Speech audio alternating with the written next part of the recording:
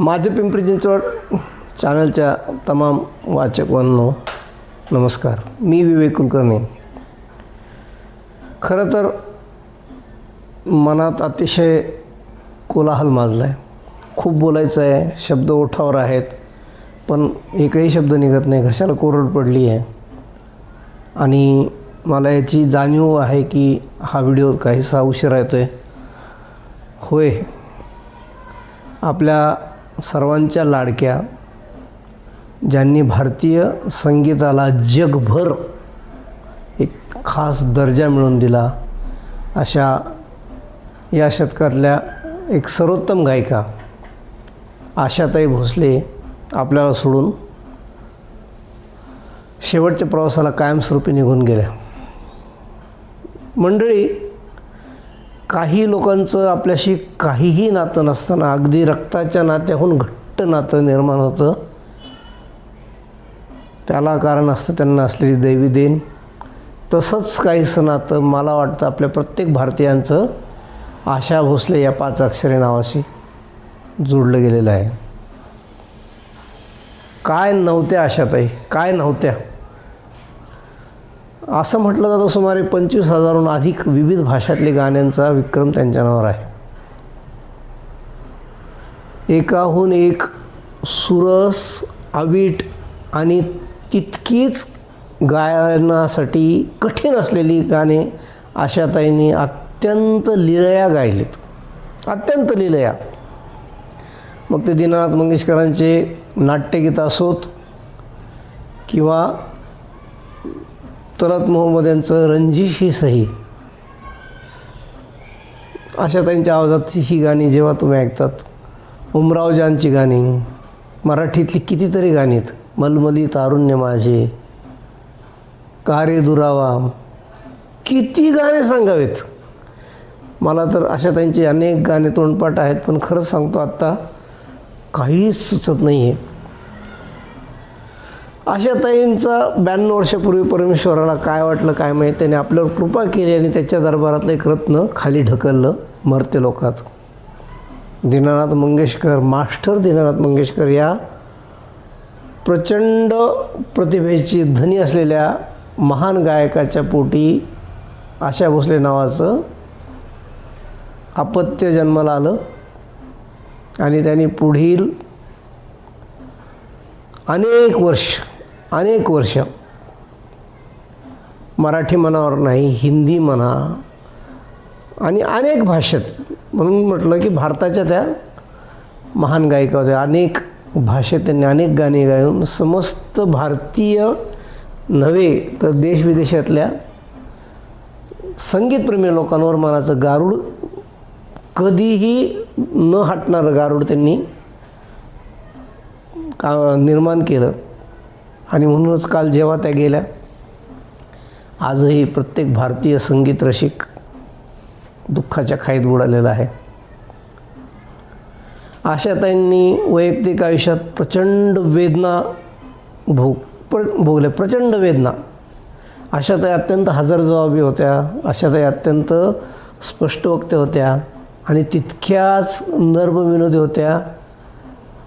एका कुठल्या तरी कार्यक्रमानंतर आशा भोसलेला एक त्यांची महिला फॅन म्हटली, ताई मला जर पुढचा जन्म खरंच मिळणार असेल तर मी देवाला म्हणेल की मला आशा भोसले म्हणून जन्माला पाठव. त्या म्हणल्या, बाई फक्त गळा माग.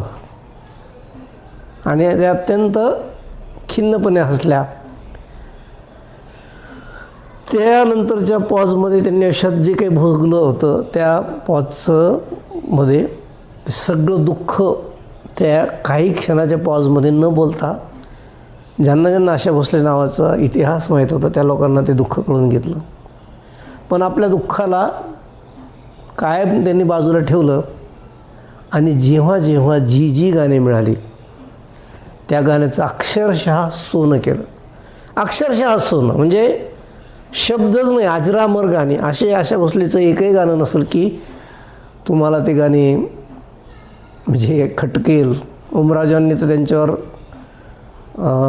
जणू त्यांच्या गायिकेच्या प्रतिवर शिक्कामोर्तबच केलं. पण त्याआधीही आर डी बर्मनबरोबरचे गाणे म्हणा, कितीतरी संगीतकारांबरोबर त्यांचे गायनाचे असंख्य गाणी त्यांनी अजरामर करून ठेवलेत. आशा भोसले म्हणजे भारतीय लोकांसाठी एक अभिमानाचं, गर्वाचं स्थान.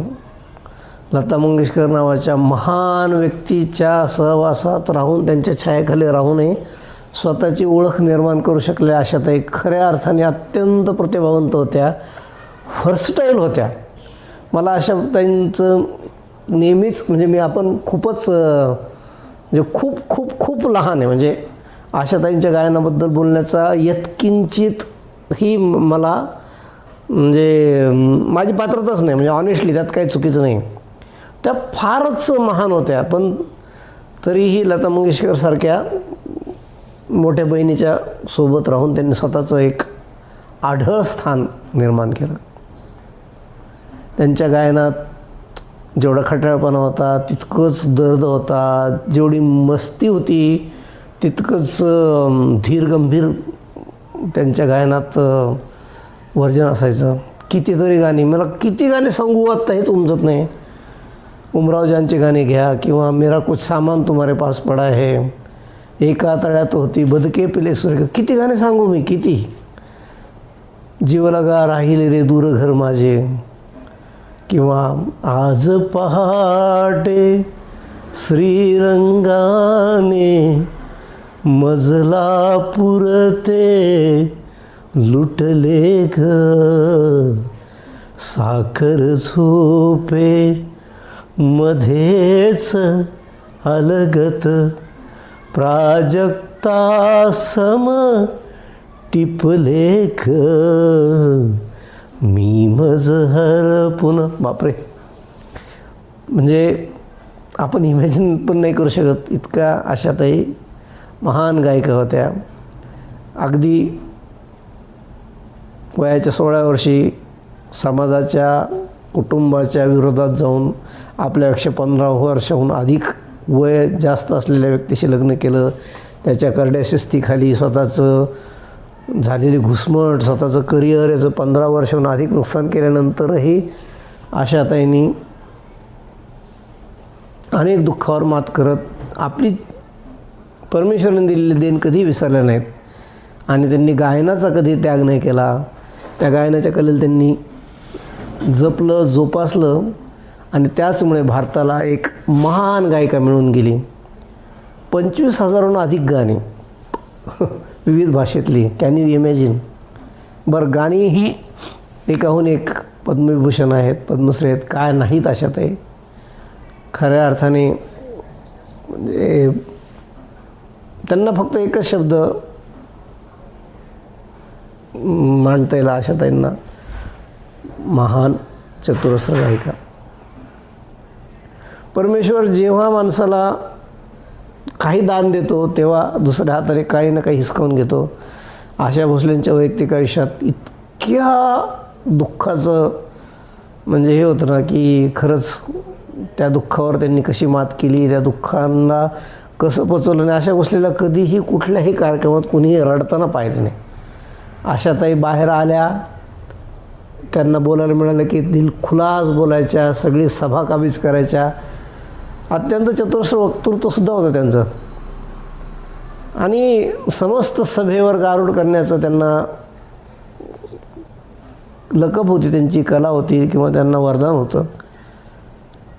मंडळी, खरंच कित्येक वर्षानंतर हमसून रडा वाटते. आपल्या घरातलं कोणीतरी गेलं असं वाटतं, आपली वैयक्तिक खूप मोठी हानी झाली असं वाटतं.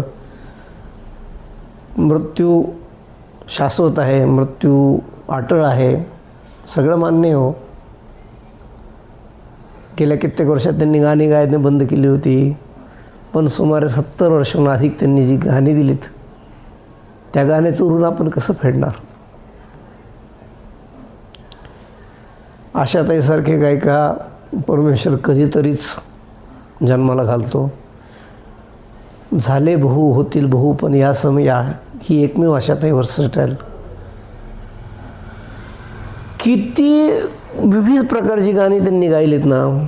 त्यांच्या गाण्यावर जर बोलत बसलो तर आपला व्हिडिओ इतका लांब होईल, मला त्याची विनम्र जाणीव आहे. आणि म्हणूनच मी शब्दाला आवर घालण्याचा प्रयत्न करतो आहे. आशाताईच्या जाण्याने संपूर्ण भारतीय देशाचंच नव्हे तर जगाचं खूप मोठं नुकसान झालं आहे. पण वार्धक्य होतं, 92 वर्षाचं वय होतं. अंथरुणावर पडून हाल होण्यापेक्षा परमेश्वराने त्यांची ज्या दुःख आयुष्यभर आधी दिली होती त्याला शेवटच्या क्षणी त्यांची दया आली असेल. आणि म्हणूनच त्यांनी आशाताईंना अधिक त्रास न देता आपल्याकडे लवकर बोलवून घेतलं. आशाताई, तुमच्या पवित्र आत्म्याला सद्गती मिळो. आणि जर खरंच पुनर्जन्म असेल तर तुम्ही पुन्हा आशा भोसले म्हणूनच, महान गायिका आशाताई भोसले म्हणूनच जन्माला या. आणि असाच आम्हाला आनंद देत आमच्या पुढच्या अनेक पिढ्यांना समृद्ध करा. ओम शांती शांती शांती.